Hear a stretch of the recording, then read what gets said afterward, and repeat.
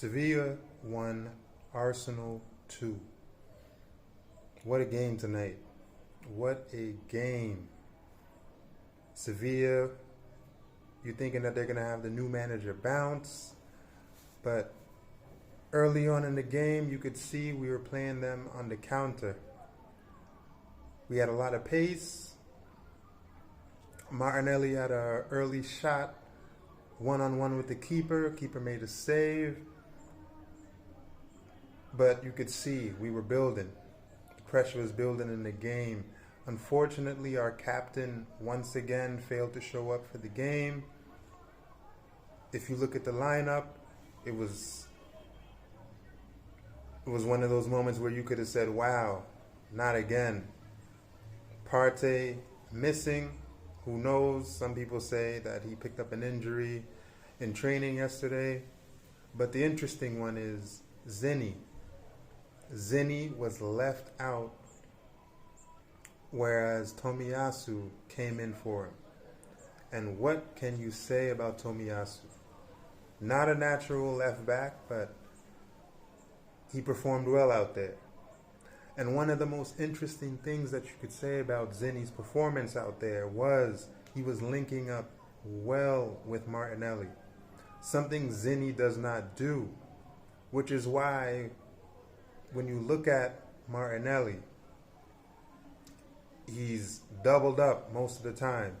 He has to revert to type where he keeps his head down and just runs. He didn't have to do that today. Tomiyasu linked up well with him. There was even a moment in the game where Martinelli slides him in and he has a shot that's just wide of the post. Tomiyasu did what Xhaka was doing last year. This is why you didn't really notice how Zinni never linked up with Martinelli last year, because Xhaka was always running into the box.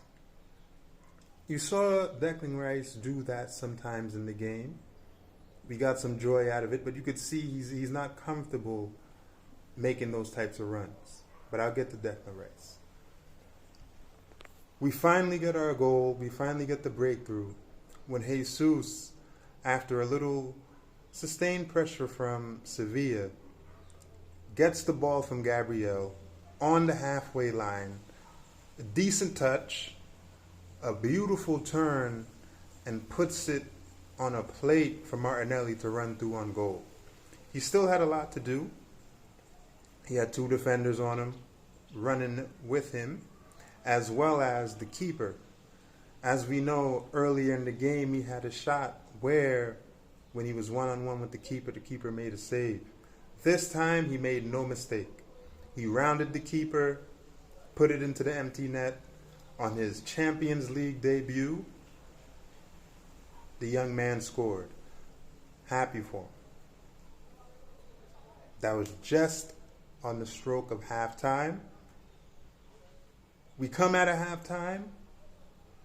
Jesus, I don't know if it was from that assist, Jesus was saucing tonight.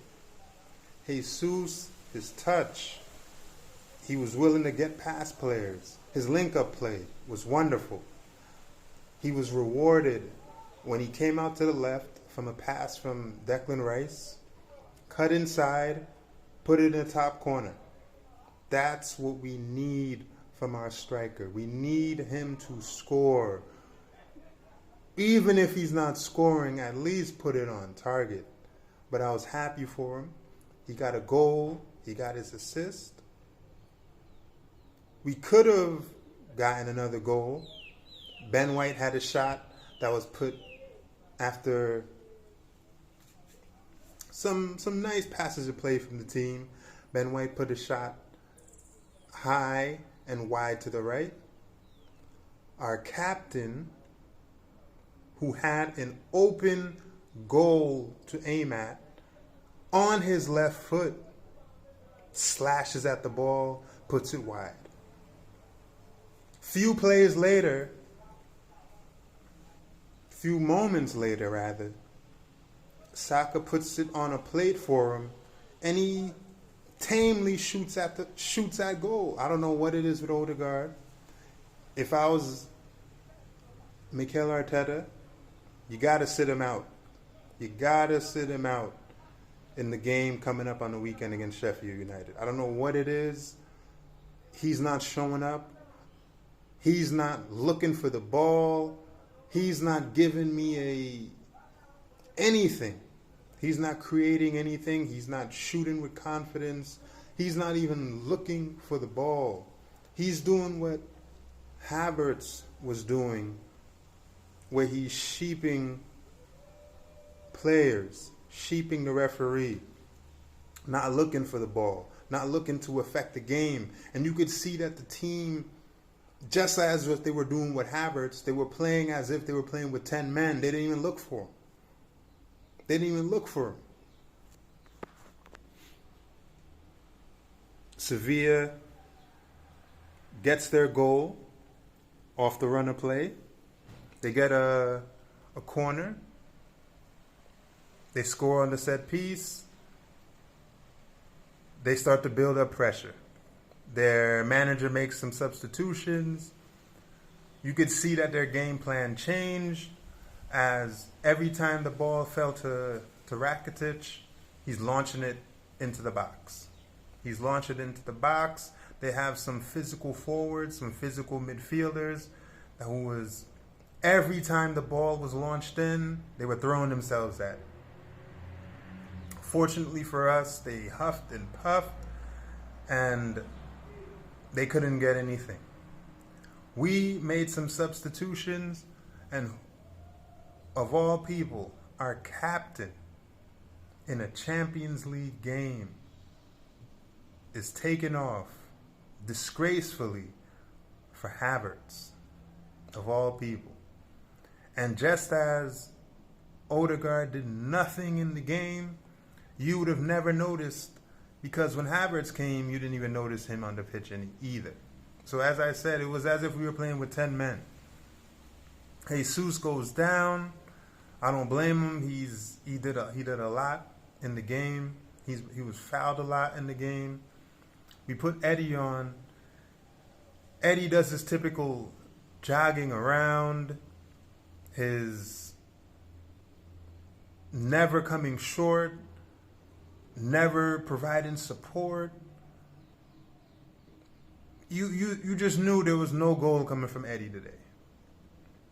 There was no goal coming from Eddie today. And when the ball finally did find him, it didn't stick. Because Eddie's too small. He's not strong enough. When you're talking about playing against guys like Sergio Ramos, Eddie's never going to do anything in that situation. And again, it cries for us having a different option up front.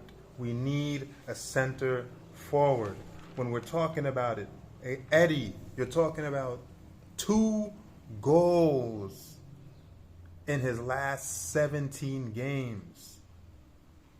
2 goals in his last 17 games. There is no defense in trouble when Nketiah is in the room. I don't even know why they came up with that cringe song. It's as if when they came up with that song, it killed him, because he couldn't score anymore. And it's not because of the song. I'm not talking about any type of... I'm not talking about any type of superstition. It's not because of the song. He's just not good enough. And he shows it time and time again. He is not good enough. All in all, Sevilla, at the end of the game, launched the ball forward. Raya fisted the ball over his goal. Other than that, Sevilla was just huffing and puffing. They didn't do anything.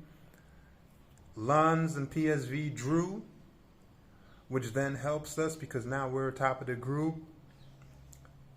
Next week when we play Sevilla, or in the next game, in 2 weeks when we play Sevilla, you hope we get something out of that game at home, and then we don't have to worry about this group anymore. We should have enough points to get out of this group. Hopefully, when the time comes, we do what we need to so we can top the group, because we're not trying to get Bayern or whatever in the next round or whatever. Let's do what we can. The game's going to be at home. Let's win so we can top this group. We currently sit at the top of the group, which is perfect. We did what we needed to do. We won the game. This weekend, Sheffield United. Let's not do anything crazy. Let's get those 3 points. See you in the next one.